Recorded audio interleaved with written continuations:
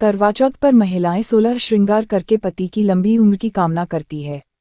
नव विवाहिता स्वयं भगवान लक्ष्मी और पार्वती का स्वरूप मानी जाती है। सुख और समृद्धि की देवी मां महालक्ष्मी की भी 16 श्रृंगार धारण किए हुए रूप में पूजा की जाती है।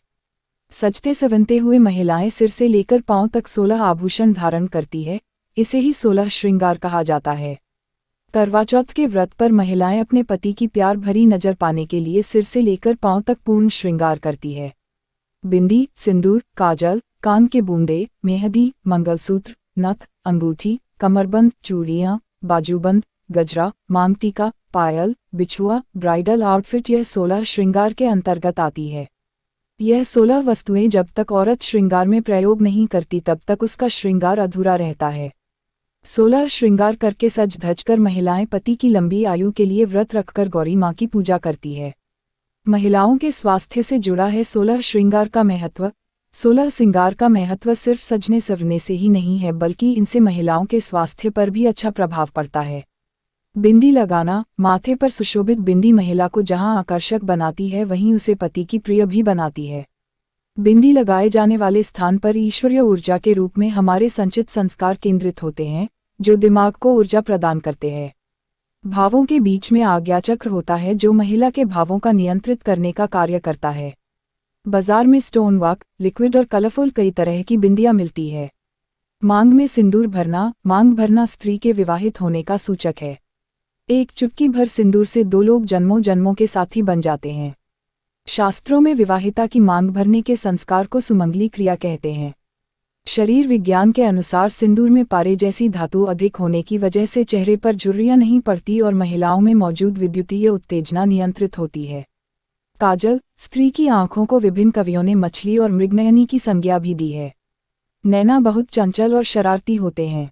काजल स्त्री को अशुभ नजरों से बचाता है और नैनों की सुंदरता को चार चांद लगा देता है।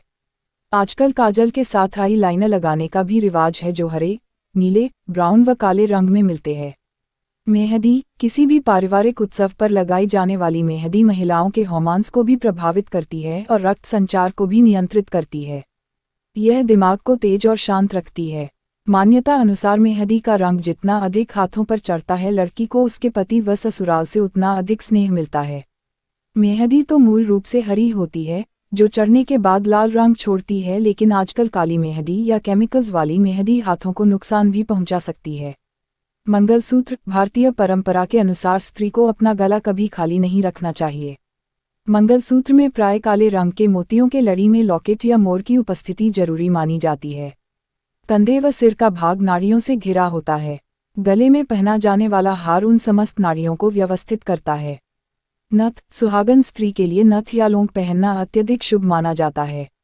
ये रक्त संचार को ग्रीवा भाग में स्थित करवाता है। परंपराओं के अनुसार इसका आकार बड़ा या छोटा होता है। कॉलेज गोइंग गर्ल्स भी फिल्मों से प्रभावित होकर कलरफुल स्टोन के नोज पिन पहनती हैं।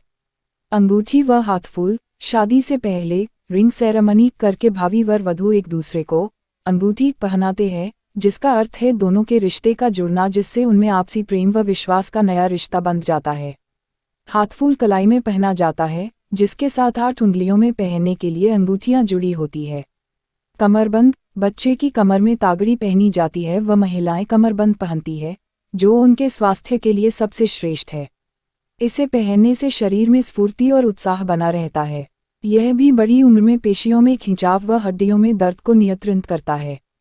कंगन चूड़ी, चूड़ियां मन की चंचलता को दर्शाती है, तो कंगन मातृत्व की ललक उत्पन्न करता है। इसलिए कंगन दुल्हनों का श्रृंगार व चूड़ियां लड़कियों का श्रृंगार माना जाता है।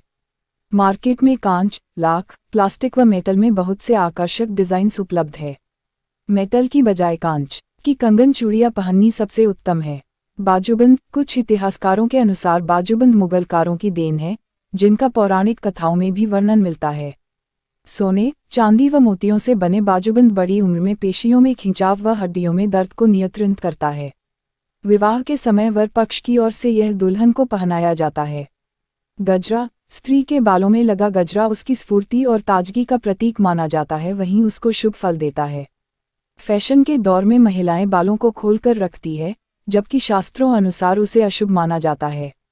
ताजे फूलों के गजरों के अलावा आर्टिफिशियल फूलों के गजरे भी बाजार में मिलते हैं जिन्हें कई बार प्रयोग किया जा सकता है।